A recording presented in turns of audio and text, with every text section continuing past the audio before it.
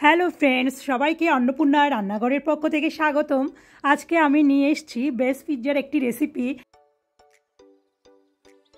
Base পিৎজার রেসিপির জন্য আমি নিয়ে নিয়েছি 2 কাপ পরিমাণ ময়দা, নিয়ে নিয়েছি হাফ কাপ দুধ। আগে থেকে আমি ইস্ট মিশিয়ে নিয়েছি, এটা আমি দিয়ে দিচ্ছি ময়দার মধ্যে। নিয়ে নিচ্ছি 1 টিস্পুন লবণ, দিয়ে দিচ্ছি 1 টিস্পুন চিনি। এবার আমি ভালোভাবে মাখিয়ে নিব। এটা একটু দেখতে আটালো আটালো মনে হচ্ছে, কিন্তু মাখাতে মাখাতে এটা ঠিক হয়ে যায়। এবার আমার ডোটা মাখানো হয়ে গেছে, আমি 20 মিনিটের জন্য রেস্টে রেখে দিচ্ছি। এরপর আমি একটি প্লেটে তেল নিয়ে ব্রাশ করে নিচ্ছি। এবার ডোটাকে আমি আবার হালকাভাবে একটু মাখিয়ে নিব।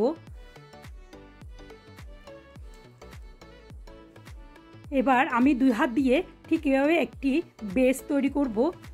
এবার আমি এটাকে একটি প্লেটের মধ্যে নিয়ে 2 হাত দিয়ে চেপে চেপে চারপাশটা ছড়িয়ে দিচ্ছি। এরপর আমি পিৎজা সস দিয়ে চারপাশটা ছড়িয়ে দিব।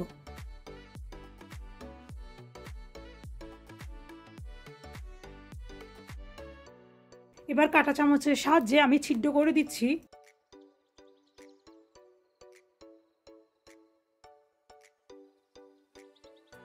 এখানে আমি নিয়ে নিয়েছি ক্যাপসিকাম, টমেটো, পেঁয়াজ এবং সুইটকর্ন আর চিলি ফ্লেক্স।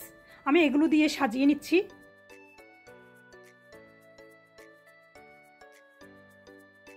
এবার আমি সুইটকর্ন দিয়ে দিচ্ছি। এবার আমি মোজারেলা চিজ দিয়ে দিচ্ছি। এবার আমি আরও কিছু পরিমাণ সুইটকর্ন দিয়ে সাজিয়ে নিব। দিয়ে দিচ্ছি চিলি ফ্লেক্স।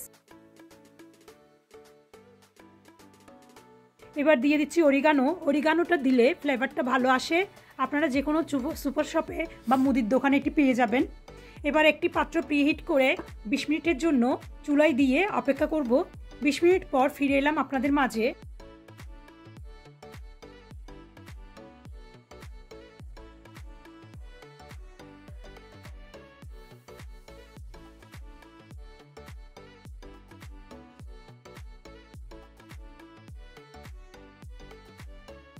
এবার আমি কেটে দেখাচ্ছি আপনাদেরকে।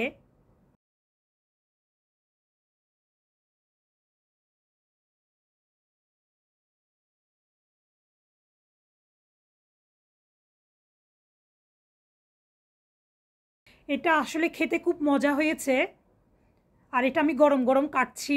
আমি আরও একটা পিস আপনাদেরকে কেটে দেখাবো। ভালো লাগলে আমার চ্যানেলটিকে সাবস্ক্রাইব করে পাশে থাকবেন। ধন্যবাদ।